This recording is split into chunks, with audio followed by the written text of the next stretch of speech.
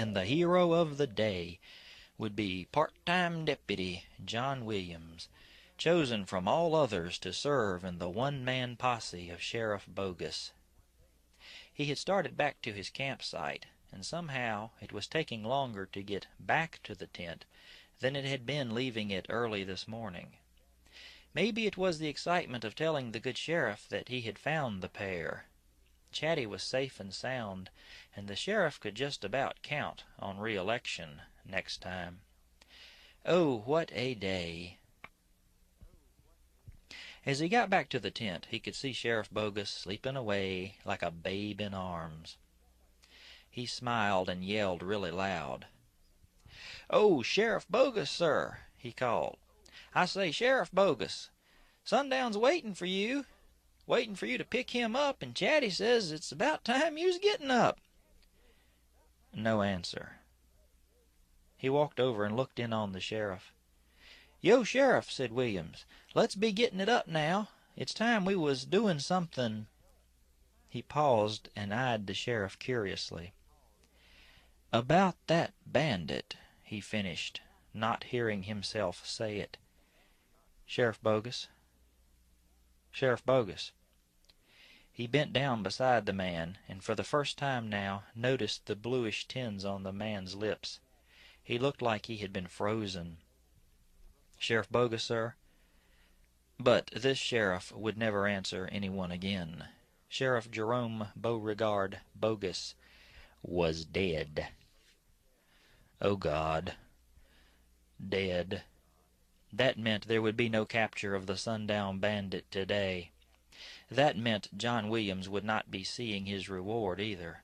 His one moment to shine, and it was now snapped away from him. Tears streamed down his face as he sat down and laughed. "You old son of a trollop, you," he cried. "You knew the only way to beat me today was to check on out, didn't you? Daggone you, J.B., the one time I get the quarry before you, and you ain't here to appreciate it." Yep, he would ride back into Bad Rock today and get a coroner to bring the black coach out here and gather up his fallen comrade. Old Sundown was gonna suck wind one more day as a free man. "Sleep well, old soldier," whispered John Williams as he covered his buddy with a quilt. "One of these days I'll be sending old Sundown to you, but not today." He walked out and stared at the long miles back to Bad Rock Canyon, up this hill and then across the prairie. A long ride indeed. Well, better get started on it right away. He walked over and got on his horse, looking once more at the covered figure of Sheriff Bogus. He turned his horse and started up the hill for home, his guts grumbling for want of breakfast.